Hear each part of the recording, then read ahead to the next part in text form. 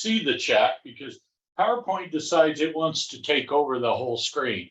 So what I hope you're seeing now is just one big screen that says Ecomm support and training for large public service events. Yep, and Dan, yeah, or Brett says yes, that's it. All right. Let me, if you've got your phone there, you can scan this. This will take you to my QRZ page if you want to learn more about me. But basically, I was licensed in 1990 as a novice. My wife got her license a year later. We were both in college at the time, recently married, and my former roommate had told me there was a ham class coming up. So I've been licensed for a while and have been thoroughly enjoyed the hobby and my friends that I've made, not only in my local club, but from all over the world and country. I enjoy all aspects of the hobby and have loved the emergency communication sides of it in our ARES group as we work with the local sheriff's office. I work at Utah State University, and so I had the opportunity to serve on the emergency planning committee there and stuff. So anyway, so as we get rolling here, and go ahead, you can put this in the chat, so pull up your chat window. What if you were designing an exercise for your emergency communications group, whatever it may be, what would you consider to be elements of a great emergency communications exercise?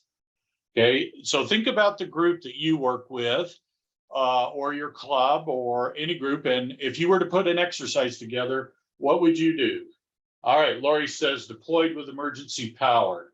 I think that's a good one. Carl, propel, proper tactical comm techniques. Yes, I like that one. What else you guys got? Oh, patience. Yeah, that's a great one. No cell coverage, equipment troubleshooting ability. Oh, unique. Yeah, I like that. Highly representative of a real emergency. Oh, I think, Scott, you've nailed that one. I've had the opportunity to sit in the EOC, not every time it was activated. I was actually in the East Coast one time when we had a mudslide that happened actually not far from my neighborhood. And so I couldn't help, but yeah. Injects, good one, Shar. Scott, oh, Scott said that. What else? Folks, let's put some more in there. Broad radio coordination, including FRS and GMRS. Victor, I like that one. Yeah, some of us groups, especially in the neighborhoods, we have GMRS and FRS, especially if we're dealing with CERT or block captains. Barry says flexibility and adaptability. You bet. Robert says field setup of antennas and radio stations instead of established facilities. Yes. Okay. I think we've got some good ones there. If you've got some more, go ahead and throw them in. But let me show you some of them that I've come up with, and ability to work without the bosses. Okay. Anyway, here's some that I've come up with as I thought about it, and you've obviously added some really good ones to it. Field deployment. You said that. Getting people out in the field, right? Having a weekly net or sitting around doing a tabletop exercise, is okay, but getting out in the field, and some of you mentioned that, testing your radio and supporting gear. Somebody just mentioned solar and battery power. Yeah, that's important. You need an event that's long enough that you can actually get some experience. And I think this whole POTA, Parks on the Air sensation, has really allowed some people to get out and figure some of this stuff out. Oh, nobody mentioned ICS forms, right? If we're going to be working with a served agency, or if we're doing our ARES task book or other things, right? ICS forms are a big one. Real elastic traffic. Somebody mentioned injects, or real, as close as it could be to the real emergency. Yeah. Multiple frequencies and radios. One of you mentioned the FRS GMRS besides amateur radio. Yeah, I think that's important too, having a plan of an emergency communications frequency plan for your group. Accurate record and log keeping. integrated with the served agency if your group does that. If you're working with a public service event, we have a rule, and we aren't always able to follow it. That, we're not going to help with an event unless we're integrated. In other words, we can communicate with people in charge. We don't want to be solo. We also want to be involved, or at least sit in their planning meetings, so we can learn about the event and interact. And that's been a good thing. Can't always do that. Sometimes the first time you participate, it doesn't work. Net control operator experience, right? Giving people real world net control operator experience, getting traffic in, directing traffic, prioritizing of traffic, telling people to hold off because you're dealing with an emergency. That's one you could do. Practicing short, concise, accurate messages. I'll tell you a funny story about that one. One of the events, a marathon we were doing, I was in the command center trailer at the mouth of a marathon, so it wasn't quite halfway there, but and we had access to the ambulance. In other words, we could communicate with our police and fire medical group from that command center trailer that we had set up, and a ham radio at one of the mile markers, where they have food and drink and first aid for them, says, "Hey, there is a pregnant lady here and she's cramping." So that's the message I got. So guess what I did? I got a hold of the medical folks and sent the ambulance up the way to go provide assistance to her. Well, she wasn't cramping in the sense that she was the baby. She was cramping in her legs. So I sent a message up and sent an ambulance up because I didn't have accurate information. Listening skills, relays of traffic, long shifts, deployments of repeaters, digis, gateways, incident command structure practice, and showcase to a served agency. And I see that Lori's put in WinLink, and Daniel coordinating with other nearby groups, practicing shift changes, letting non-hams know they can participate as scribes and be as much a part of the drill as hams. All good things. So, we can't do every one of these in every situation or every Ecomm exercise we do, but we can choose goals that we want to accomplish. And also we can help our members have individual goals like the field deployment, testing their radios, their batteries, their antennas, because sometimes where we're asked to deploy, it takes some skill getting a signal out. Any other thoughts on this before we go on? You're welcome to unmute and add something as well, or put it in the chat. Okay, I think we got some good ideas of things we can put into an emergency communications exercise. Okay. Good evening, it's Victor. What was that? I said, good evening, this is Victor. Hello, Victor. Thanks for joining. I do have a question about the pregnant lady cramping. It goes to how far are we supposed to go? Maybe we have limited time in diagnosing on the air or collecting additional information. The lady's cramping, okay, do we really flesh it out, or do we just say she needed assistance, whether or not it was a pregnancy or it was her legs? Yeah, that's a good point. I don't know that I have the great answer, but it caused me to reflect. I was embarrassed for number one. It caused me to reflect on, passing of accurate information or receiving. In my mind, I heard pregnant, I heard cramping, I jumped to a conclusion, right? I didn't have enough, nor did I reach out to get clarification on that specific one. And I think that depends on your situation. The answer to your question is, what is the event and what is your role?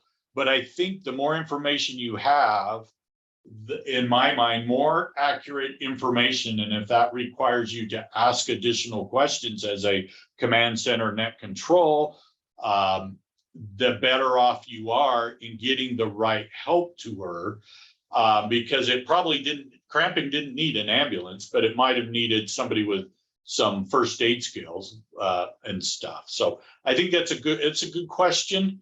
Don't know that, I think it depends on your situation and the event and what's going on, and what types of traffic you need to pass on. All right. Ecomm training. So we're going to kind of talk about two different things here tonight. Ecomm training for participation in a public event. In other words, what can we do to train ahead for a participation in a public event? And then how can our participation as an Ecomm group and Ecomm members in a public event, what can it do to provide really good, robust Ecomm training? So that's the things we're going to discuss tonight. All right, I'm going to bring into this a couple of events that our club and Aries group members participate. We help with a bunch of events each year and have since I was first licensed. My very first event after I was licensed was the Pony Express ride in little northwest corner of Utah. I learned how to use the repeater auto patch on there to get one of the horse riding crews help for their flat tire. I didn't know how to use it. I was pumped up and excited and started signing up for events. And at one time, our club assisted with about 14 events. These two, Loaded Jaw and the Bear 100, that I'm going to talk a little bit about and kind of set the stage for you tonight, is two of them that are unique in their own way, but we have found to be very good training events for our Ecomm teams and other amateur radios that are interested. All right, so let's talk a little bit. I'm going to set the stage for a couple of those two events, give you a little background information, then I'm going to ask you to kind of help me flesh out, or what you think, what are some of the activities or skills that you could gain by participating, or pre-activities you might want to do. Okay, so this is Loaded Jaw. Loaded Jaw is Logan to Jackson bicycle race. It's 206 miles, single day, the longest single day bike race in North America, sanctioned by the United States Cycling Federation. This is the starting line in Logan, Utah at dark 30. It's actually our amateur radio operators are showing up by 5:30 a.m. It's a rolling start with about 30 start packs of anywhere from 20 to 75 cyclists. So it's both a race and a ride. And it goes 206 miles.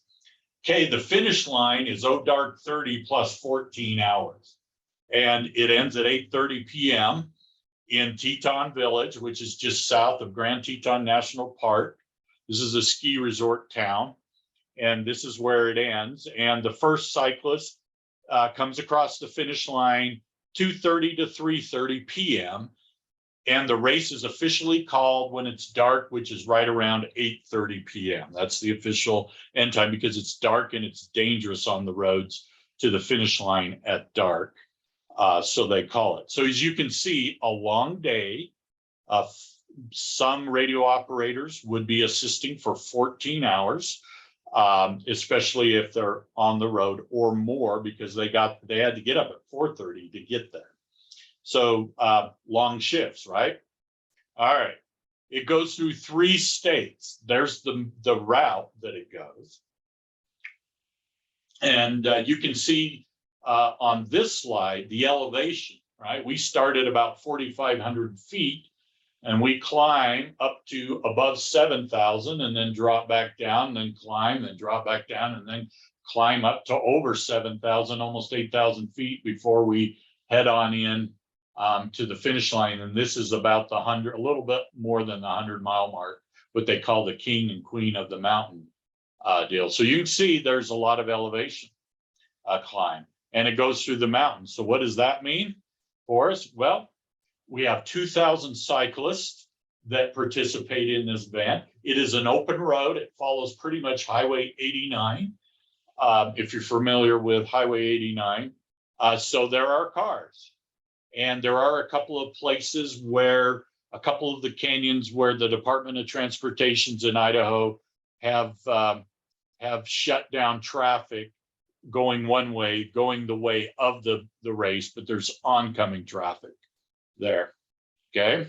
Somebody said in our exercise, no cell coverage, right? Well, this race, and it's improved because cell phone has improved. 40% of the course happens where there is no cell phone coverage whatsoever. And that's better than it's been. At one time, it was as high as 60%. But I can tell you, when the cyclist support crews end up at these feed zones, places where they can go to feed their cyclists and meet up with them along the route, these small towns in the Rocky Mountains on the way, the cell phone service is just flooded. It's brought to its knees and nothing goes in and out. So as you can see, an opportunity for our Ecomm group, ham radio, to play an important role for the event. Yeah, we deal with this state.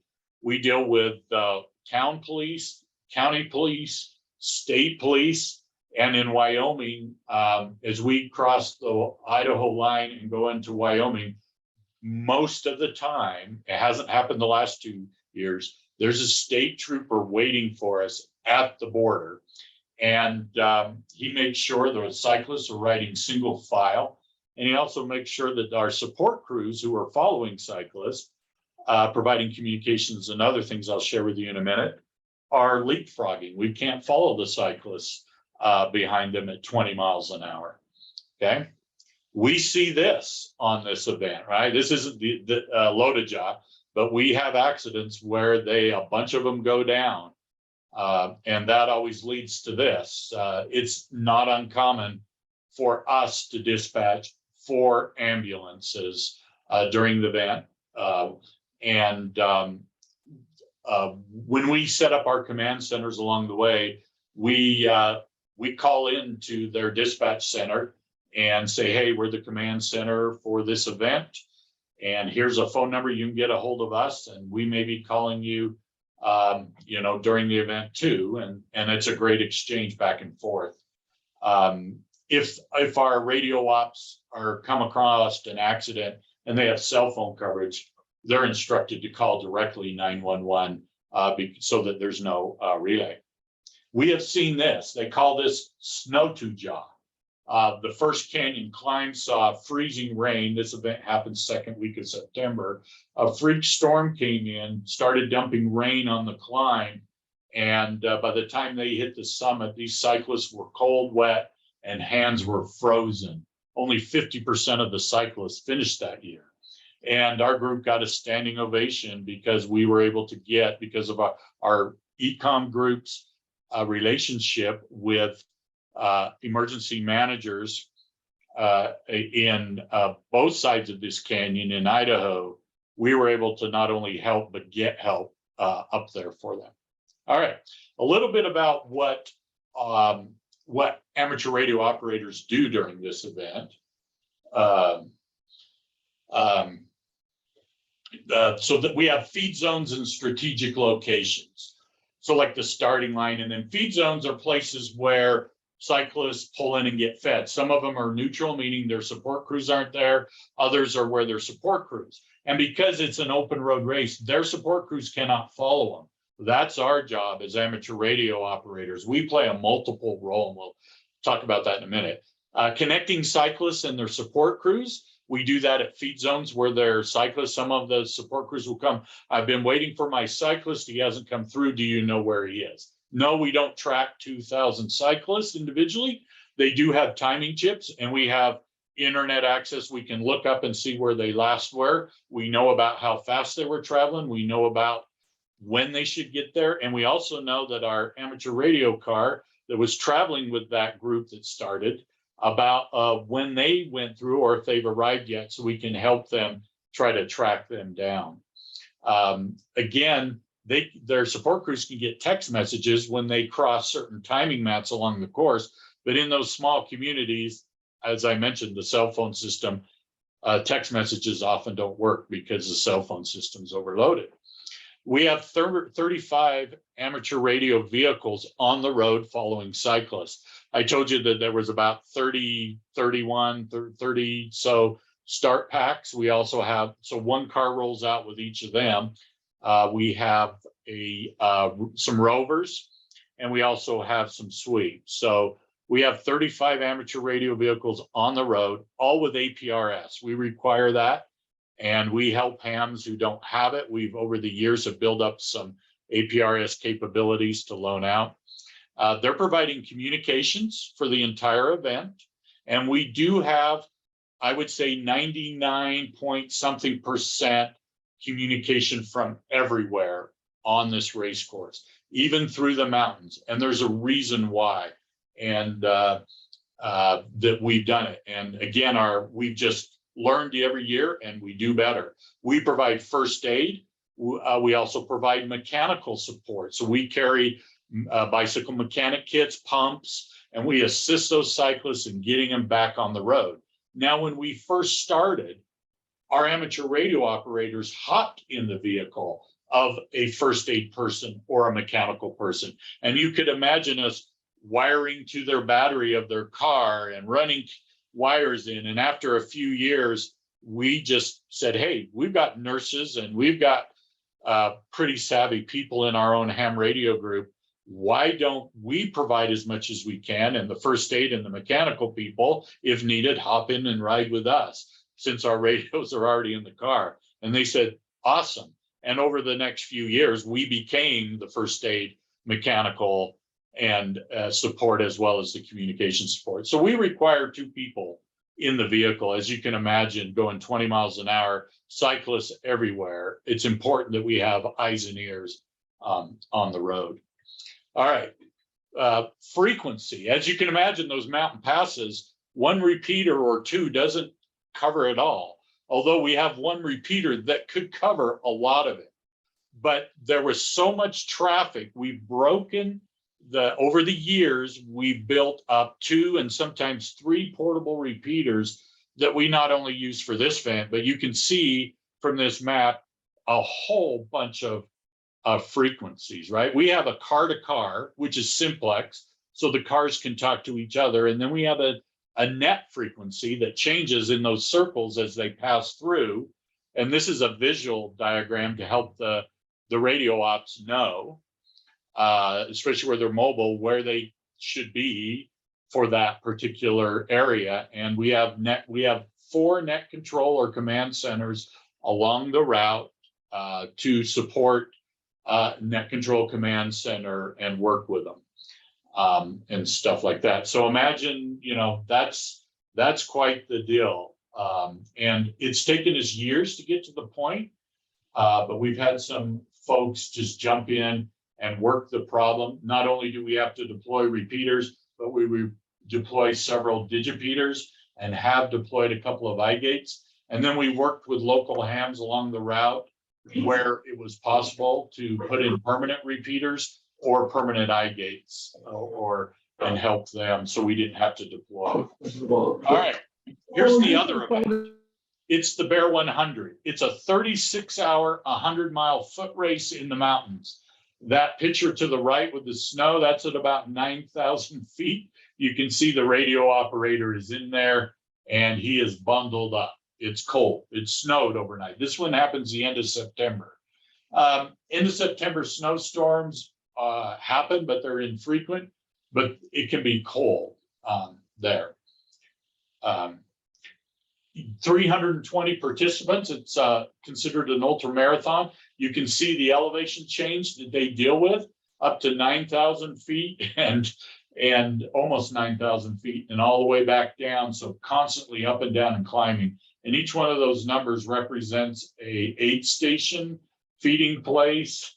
That's where our amateur radio operators are, and a couple of them require 4-wheel drive to get to.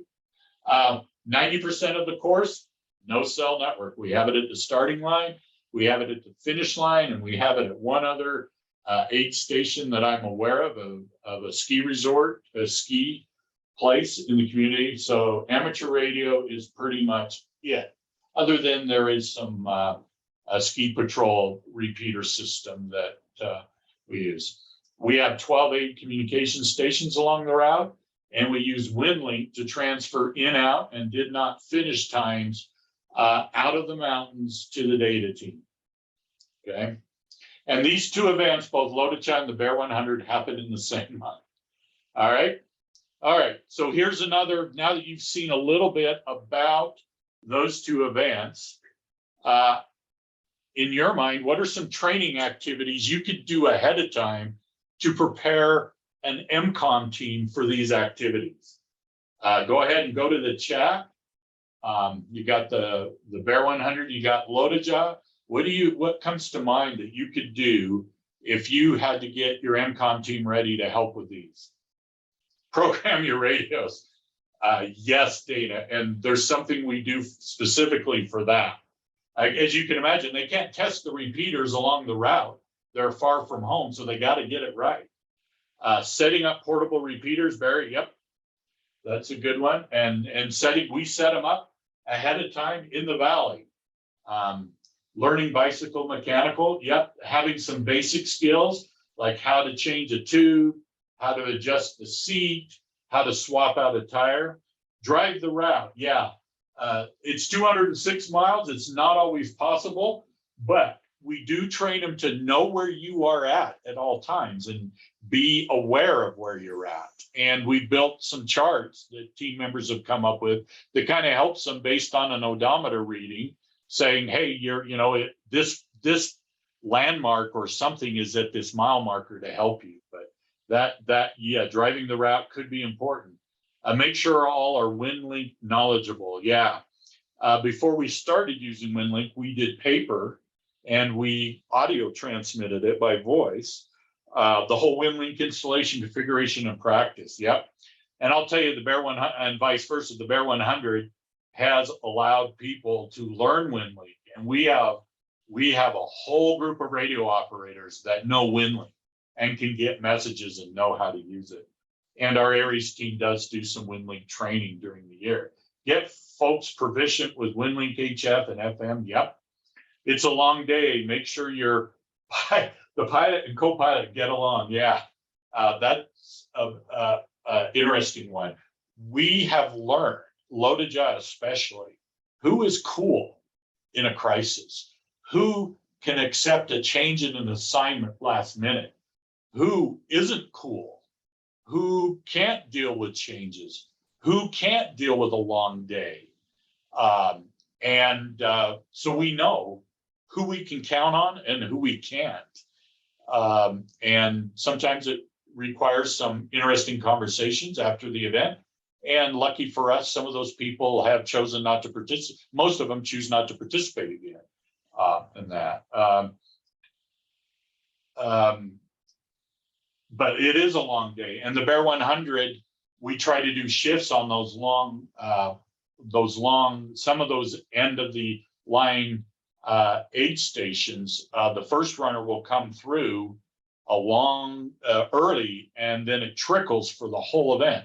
I was at the very last one before the finish line, and we were there overnight, and we recruited enough radio operators. We were able to go to our vehicles or a tent that we set up and have some people sleep for a while. We did like 4-hour shifts, and that worked well all night long. We had everybody there for some training and learned for a couple of hours, and then we broke off and did shifts. Ensure everyone complies with radio protocols. Write her down doesn't help you need operator. Yep. Learning about tactical call signs and making sure you give your one. Check and keep your radios on the correct frequency. Yep. When to change from one frequency to another. Yep. Those are some good ones. All right. Now we're going to switch the question. And what training objectives and experience would events like these provide your team? What do you think? And some of them are going to be duplicate there, but what do you think? What training objectives and experiences would a couple of these events provide?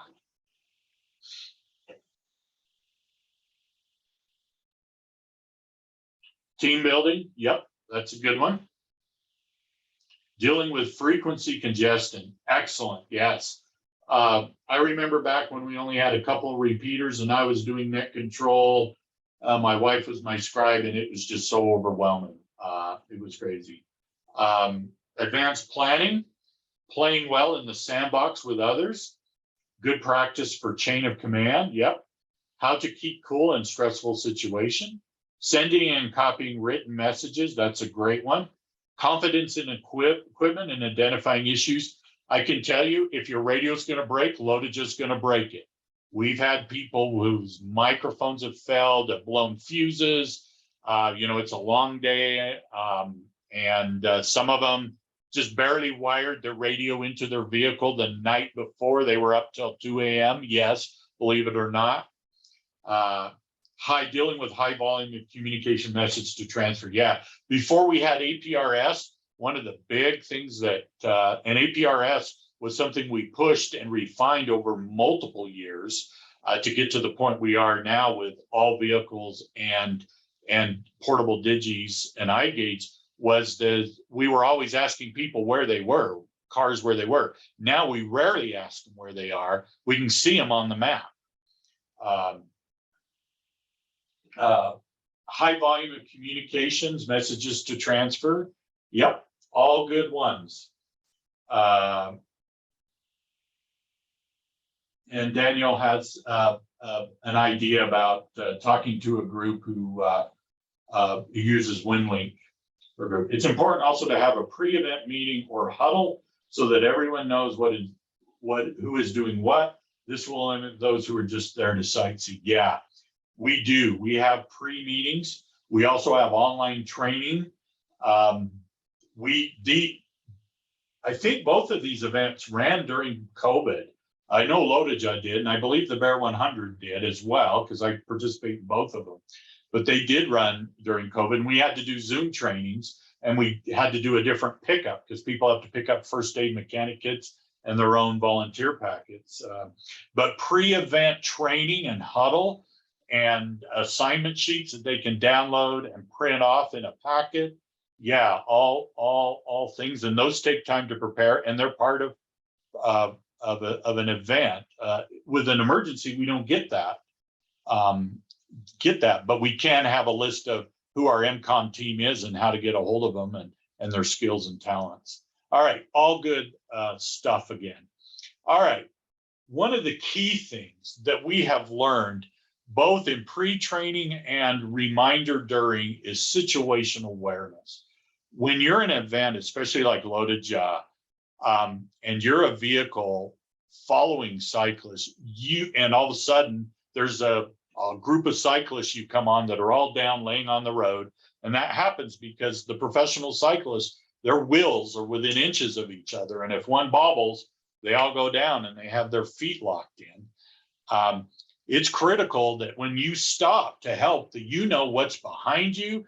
You know, is there a blind curve? Is there water on the road? How can you got to keep yourself safe. You've got to be able to immediately assess the situation.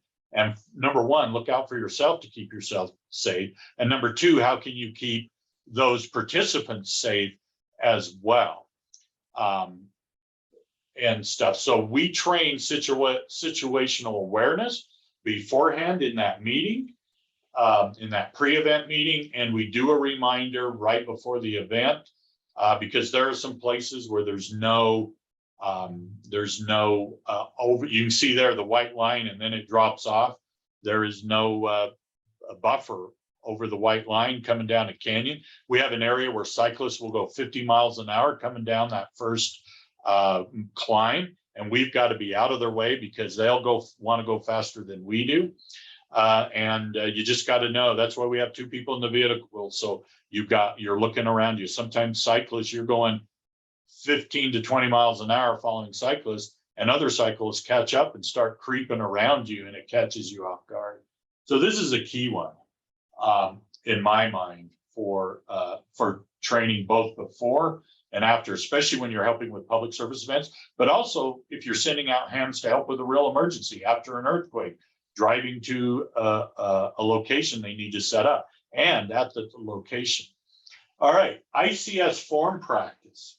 This is something that, and I got to tell you, we always had our Aries group and we had these events. And then one day, it just didn't happen from the start. We go, guys, these are turning out to be great emergency training events. We need to incorporate the things we're doing in Aries, and we're learning with those training classes that we take with our served agency and the incident command system. We should start using that stuff and do it. So here's a couple of examples. A team log that's based, this one's a modified one that a ham group did and we've adopted.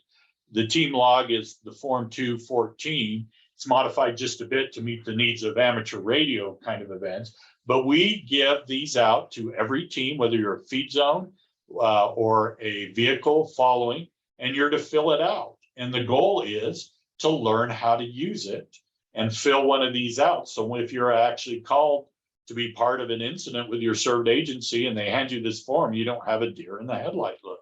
And this is an actual filled out one. This guy's got better handwriting than I'll ever have in a million years, but he was at a feed zone in Alpine, Wyoming. And this was his filling out of this form. You can see on the left, the 205 form, you're probably familiar with that. That's the communications plan that they use. I know Scott, that's on the call with us here on the Zoom, he works for the state of Utah Department of Public Safety, and he sees these come in all the time for events daily.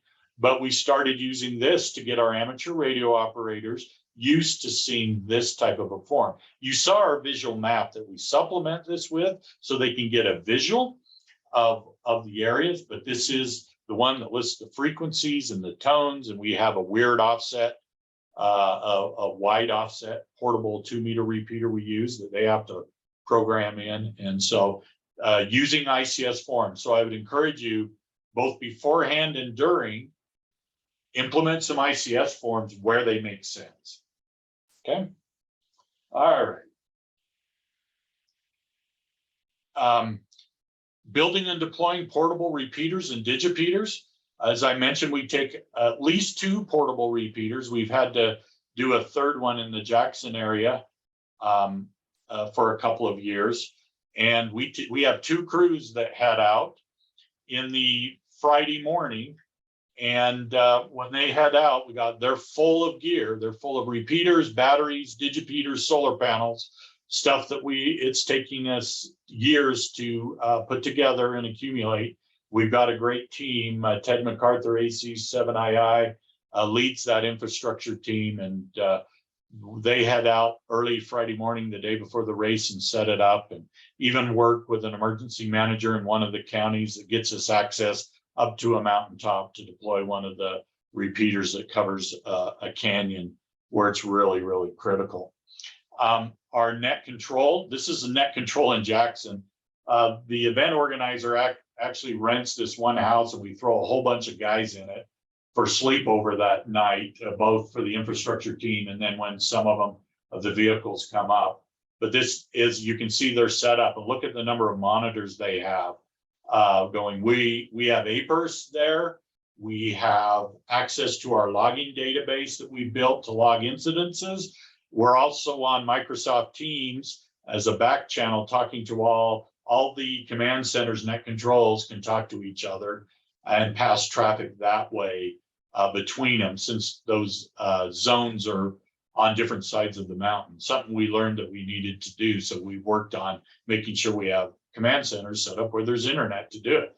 I can tell you folks, load adjust the most close to an emergency, it generates more traffic than any time I've sat in the activated EOC in our county.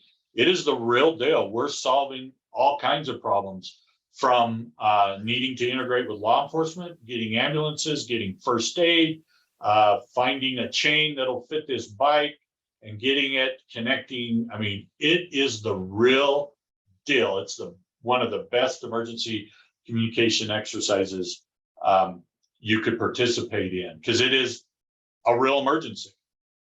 Here's our command center in Afton, Wyoming, sitting at picnic tables. Here's our two radio operators. We get on antennas on both sides of the pavilion so we don't interfere, and they're running two separate nets, and you can see each of them have a couple of screens to track APERs, to do the database work, to look up information about cyclists. Here you can see, here's a cyclist support crew. She's got her phone out. She's saying, she's basically coming over to say, I think I've missed my cyclist. Can you help me figure out where he's at?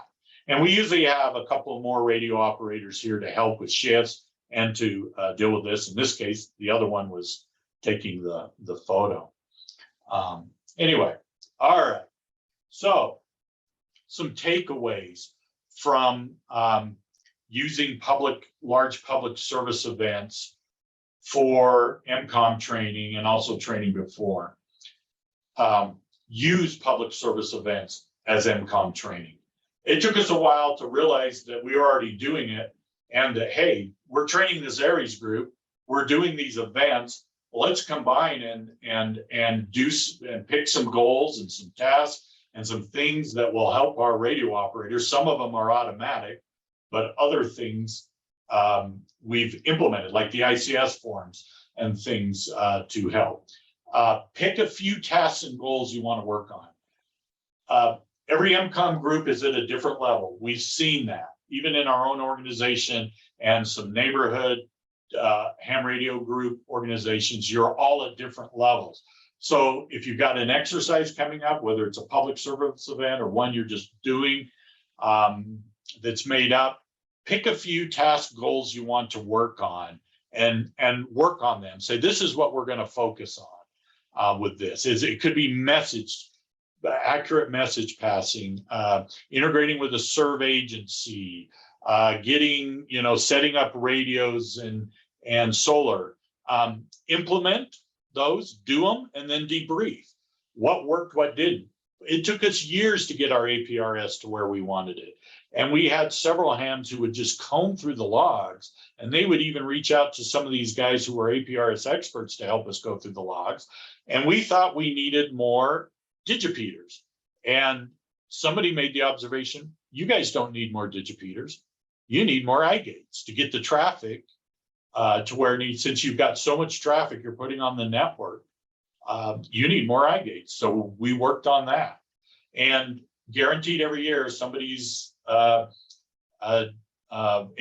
tracker, the power gets unplugged, they knock the radio off frequency or something. It happens. And we have, when one net control command center is not real busy or still waiting for their traffic to get there, they're watching the APRS maps to see if everybody's showing up. And then they're reaching out to those radio ops to say, hey, something's wrong, or telling the other command center who has radio contact with them that they're not on the air. Take good notes for next year. That's important because I'm in my 50s. I don't remember everything. And then implement a plan to improve for next time. One of them that I think is key is recognize individual radio ops success and skill gain. I can tell you, participating in these events has helped me understand my own radio, what equipment I needed to put on my list to buy over time, because I had children in school and going to college and, participating in sports. I didn't have a lot of extra money. I had to budget.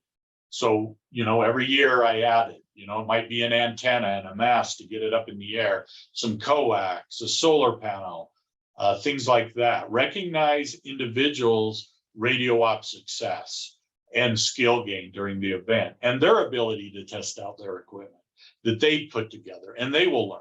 A solar panel, batteries, coax, antenna in the air, getting a tripod, and make it an event and make it a fun event and a big deal. For Loaded Jaw, we have anywhere from 130 to 140 participants with our team. 80+% of those are amateur radio operators. Since we require 2 in the vehicle, sometimes that other person is a friend, an older child, or a spouse. And oftentimes they end up getting their license because of their excitement and participating in Loaded Jaw. But not everybody is an amateur radio operator, but that's how many we coordinate. every year we start taking signups in February, and until the COVID hit, we turned radio operators away. That's how many sign up to participate. And we even have them coming in from outside the race area to participate. I have a gentleman, lives in Maryland. He flies in. His brother-in-law recruited him to come out and participate one time. And he now flies out and hooks up with a friend. He has family in Utah, and he comes out and participates. And I had an anesthesiologist from Arizona who had a brother-in-law who wrote it. And so 1 year after helping be a support crew for his brother-in-law, he contacted us. I want to play. This is fun. And so we try to make it a fun event and a big deal for our radio operators. Okay, that's my presentation for you all tonight. I hope you got some good takeaways and the wheels are churning about, as you work with your Ecomm group, your club, how you might use public service events for Ecomm training. I can tell you both the Bear 100 with the WinLink side of it, and the Bear 100 is a great emergency communication skill, especially when the internet goes down and you got to pass messages. And with Lodaja, just the amount of traffic and APERs and digipeters and getting frequencies right and field deployment and real world traffic in both of those events, you can't beat them. Thoughts? Let's open the mic. It's open mic time. Any thoughts, ideas, and takeaways that you've come away with? A question there, Kevin. Yes, go ahead. So you have different repeater zones set up. Do you establish a procedure for when your radio operators pass from one to the other one? Do they check out with one net control in with the other one, or how do you do that? That's the plan, but sometimes it's not possible when we're dealing with a lot of traffic, especially emergency, right? We clear the frequency. And so we usually get a lot of them checking in, but sometimes we don't get them checking out because one, they've left the zone and didn't realize it and didn't get turned over in time. That's the goal. Doesn't always happen, but we keep a log. We log the in and out if we get them. And we ask them to call the feed zone on a simplex frequency and check in with them as they go through the feed zone. So that feed zone who's helping a support crew find their cyclist, they can just look down immediately. They don't need to call net control and see if that car's come through that started with that group. So yes, we want it to happen. Does it always happen? No. Thank you. You bet. Other thoughts, takeaways? Can you lower your share, Kevin, so we can see people's faces? Yeah, take our screen away. Yeah. You bet. Yeah, Kevin, what about putting APRS in those vehicles that you have a hard time connecting with, so you know where they are? I don't quite understand the question. Well, if you had APRS in each vehicle, because they're moving all the time, you would be able to keep track of them. And when Yes. they get outside of that lobe, with them not checking out, you'd at least know where they are. Exactly. So we do that. All of our amateur radio vehicles have APRS in them. So we have close to 40 vehicles with APRS in them. So we can look right on a map. And when we determined that we needed to focus on that was one, to reduce the traffic, and number two, we had somebody call in an accident and they needed an ambulance and they told us where we were. The ambulance was dispatched to the location, but their location was wrong. And we realized the APRS, if they've got a radio tracker where they can immediately beacon, they can hit the beacon and we know exactly where they are. And we have obviously an overlay on Google Maps, and we build a KML file that overlays on Google. We went to the Department of Transportation's got their mile marker KMLs for 3 states for our roads. And so we can zoom in and see the mile marker they're at, where they're at. And if they can't beacon because they just have a tracker, right? They can't hit an auto beacon me now. We can see the last time they beaconed. We can see where they're marked at. We can see how long it was before they beaconed. We can ask them for some validation. Hey, we think you're here, and they can give that to us. And then that helps us with that. So the APRS with the KML file on the map another thing we learned and worked for and has worked really, really well for us. Okay. But yeah, your point's well taken. APRS in all the vehicles for that very reason. Okay, thanks, Kevin. Appreciate it. You bet. Great presentation. Thank you. Any other thoughts? Takeaways?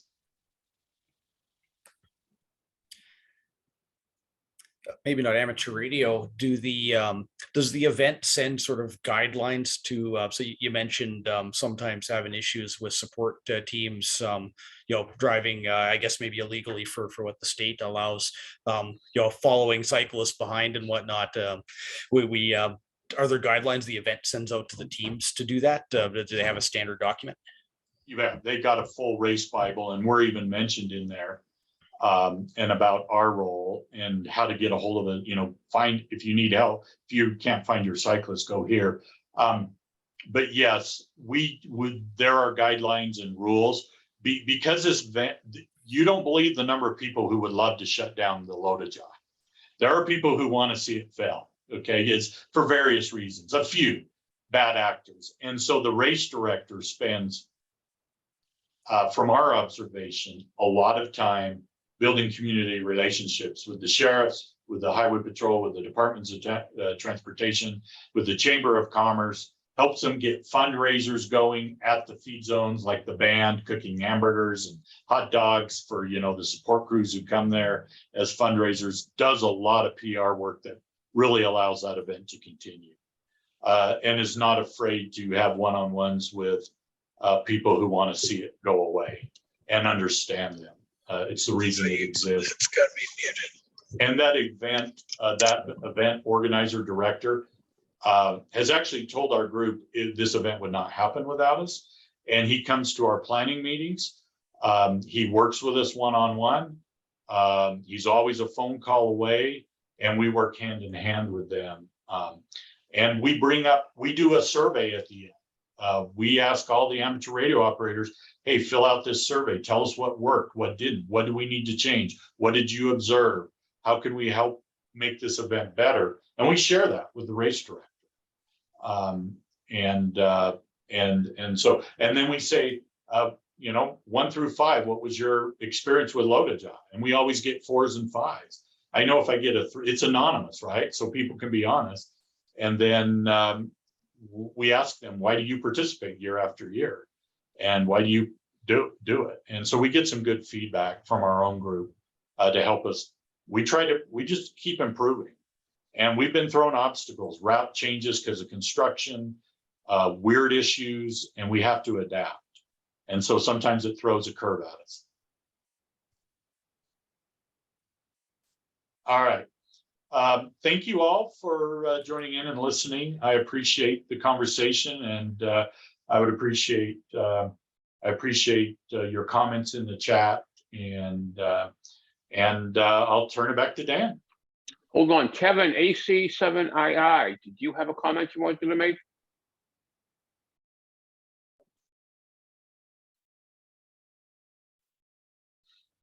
I guess not. Hey, Dan, it's back to you. It's back to me.